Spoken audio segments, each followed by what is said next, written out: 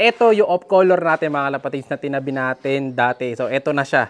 Ayan o, napakagandang kalapate. Yung kalawang natin to na pearl eye. Ayan, grabe yung mata niya. Kita niyo mata pag nilapit natin. Ayan.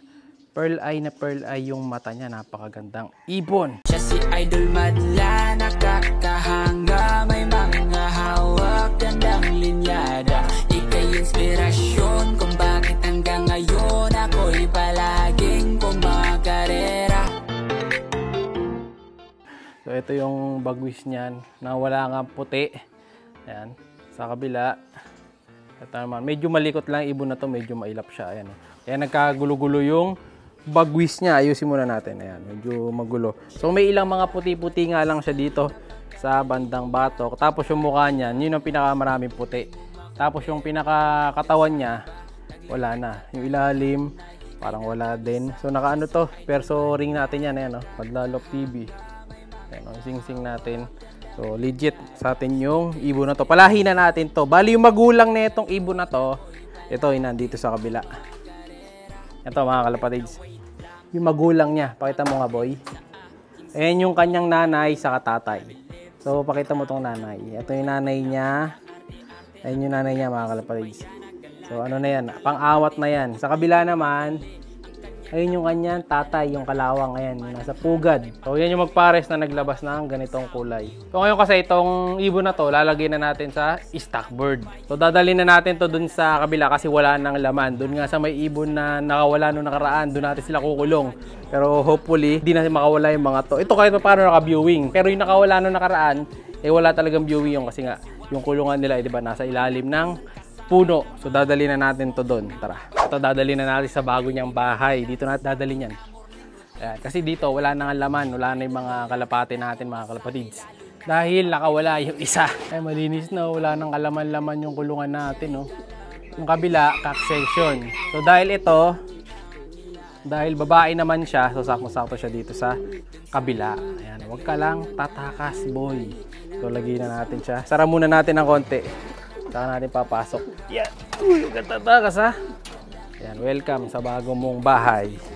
So, ayan na isa yung kalawang. Ayan, sinugod na nung mga kasama nila. Diyan ka muna. Diyan na natin pa dadalagahin yan. Inalis na natin sa flyer section kasi nga pagka doon, baka mamaya merong may dalang sakit yung mga galing sa karera. Ayan, mahawa. Kaya yung mga stock bird, dito na natin lalagay. So, yung kapatid niyan, yung black grisel. Ito yung black grisel mga kalapatid. Nilagay ko na dito yung lalaki. Yeah. Ito yung lalaki. Yun, no? Ito na yung lalaki natin, mga kalapatids, na tiger grisel. Ito, ganda na nito. Ayan, mga kalapatids. Ayan, yung ating tiger grisel. Diba? So, kamukha nito yung isa, yung nandito sa kabilang kulungan. Ito. Pakita mo natin. Kaso, yung nandito kasi, na tiger grisel, maputi. Ayun, no? Yung nandun sa loob. Maputi siya. Unlike dito, ito mas maganda kulay. Ito talagang mukhang chessboard yung bagwis, di ba? Sa side view, saka sa harap. Ayan. Magandang ibon. Halos naging purong itim na yung bandang likod. Ayan. Kaya maganda siyang i-breed. Papares lang natin sa itim or sa blue bar para lalong tumingkad yung pagka-itim. Pero mas maganda kung sa pure black. May pure black naman ako na babae. Tama-tama. Ang magiging susunod na kapares kasi nito, ayun. Ito yung nasa baba. Yan, dyan natin papares yan. Itong itim na to. So sama-tama sila yung magiging pares. Kasi na natin. Ito dito siya lalagay sa kabila. Kasi lalaki to eh. Bubugbugin lang to pagka nilagay natin sa kabila eh. Ayan. Tapos abangan nyo pala yung unboxing ng isa nating bagong ibon dito. Ayan o. May bago tayong ibon dyan. Ayan. Matagal na actually yan eh. Hindi lang natin nabablog. Ayan. Yung isang ibon na yan. Ayan. Kakabili lang natin yan.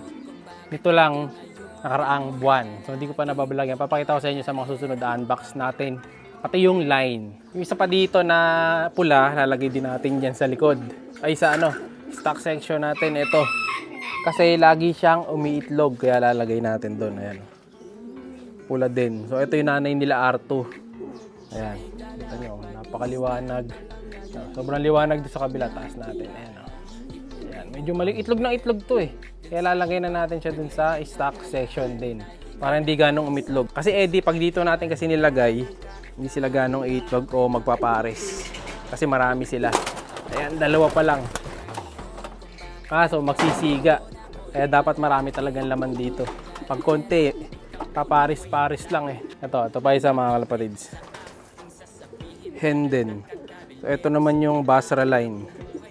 Ayan, dahil nakapahinga to, lalagay rin muna natin dyan. Ayan, ito yung Basra line na nakuha natin kay Mentor sa Aninon. Ayan, shoutout kay Mentor. Lalagyan natin sa ano to? Sa Gedli. Ayan, dito muna natin lalagay. Ayan, kasi nagpaparis-paris nga eh. Ayan. Yun lang iniwasan natin dito yung may tumakas.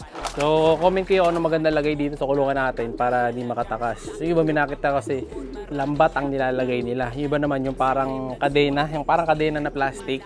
Nilalagay nila dito sa may pituan para pag kukuha ka may haharang sa ibon na lalabas. Kaso mahal kasi kaya hindi ko binibili. So ilan na to? 3 na. Kailangan pa natin ng mga hen. So mahanap pa tayo ng mga hen na pwedeng lagay dito para di sila mag-away-away kasi 3 pa lang eh. Kulang to. Ito dito meron pa tayong ano dito, kulay puti mga kalapatids na inakay ano. Yeah. Kasi may puti na tayong inakay dito. Ayan, yung magulang nito stitch pero yung naging kulay niya pure white. So anak to ng Alphonse Badenbroek stitch natin na yan, no? Pure white yung naging anak. So hindi nga lang nasuotan ng club ring kasi yung nasuot natin sa kanya. Ano lang, PHA. Ayun, no? PHA na kumring yung sing-sing niya na yan. Pero gandang ibon, pure white. Walang bakas na ibang kulay, oh. Ano, talagang lahat puti lang. Actually, pwede na pala lipat to eh. Kasi halos sarado na ilalim ng bagus niya. Ayun, oh. Pwede nang lipat. Mabait. Kala ko nga dati, anak ng giant to eh. Pero nung chinek ko sa record book ko, anak nga nung Alphonse Badenbroek. Ayan, samang-tama. Ayun, gandang ibon, oh. Medyo ano lang siya. Tahimik lang. So kasabay nito na malilipat itong dalawa dito. Ayan, yung dalawang stock bird. Saka ito. Ayan. Yung isa na to, ito ending bird natin to eh. Itong may kalaki yung ibon dito, ayan. Ending bird natin yan sa darating na Sabado. Ayan, Ex Machina Cross Imbrek, mga kalapatids. Tapos ito yung isa, yung puti. Magiging kasabay nung isa. Ay, may black yata. Ay, hindi. Nasira lang yung dulo. Pero wala siyang ibang kulay sa bago. Puting-puti. Lahat ng koko, puti. So, maganda to. Ito yung magiging kasama ni puti doon sa kabila. Si puti nga pala, nilipat na natin dyan sa likod. No? Yung pinakita ko noong nakaraan. So, balik na natin to. So, lilipat ko na to. Siguro mga 2 araw na lang. Kukunin na natin sila. Kasi 25 days old pa lang. Inaalis na natin dyan. Nilalagay na natin doon sa stock bird. Binibilad natin dito. Dito natin nilalagay yung mga young bird na galing doon sa mga nanay nila papunta dito. Ayan, para mabilad. Saka naaarawan. So dito may 2 ibon dito. Yun, ending bird din natin yung isa na yun eh. Ayan. Tapos ito yung isa. Akyat natin to sa Dreamloop. Ayan. So yung ibang mga young bird, lahat yung mapupunta dito. Maganda kasi dito, yung inumin nila nilalagay ko lang dito sa gilid. Ayan, kita nyo, nandito yung inumin. Oh.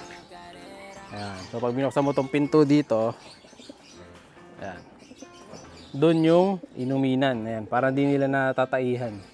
Diba? So maganda yung naisip kong gawin dito eh. Hindi ko na nilalagyan ng kalapati itong kabila. Nilalagyan ko na lang ng patokaan. Ayan. Dahil 2 na lang sila, isang patokaan na lang. Pag marami, itong isa. Pinupuno natin yung gilid para matutok sila na sinusot nila yung ulo nila dyan sa steel matting. Ayan, sana na natin. So, kunin natin yung mga young birds. Kasi singsingan na rin natin sa susunod na araw yung anak ni Kobe. Abangan niya mga kalapatids. So, sa mga gusto rin manalo ng 100 Gcash, alam nyo na, mag-comment lang. Like nyo yung video natin. Then, pag nakita nyo yung nag-comment ako sa comment nyo, message nyo kaagad ako sa page para makuha nyo kaagad yung 100 Gcash nyo. Or yung mapapanalunan nyo, it's either 100 Gcash, kalapate, training box. Basta sa mga nagko-comment palagi, alam nyo na, like, share, subscribe. Ingat!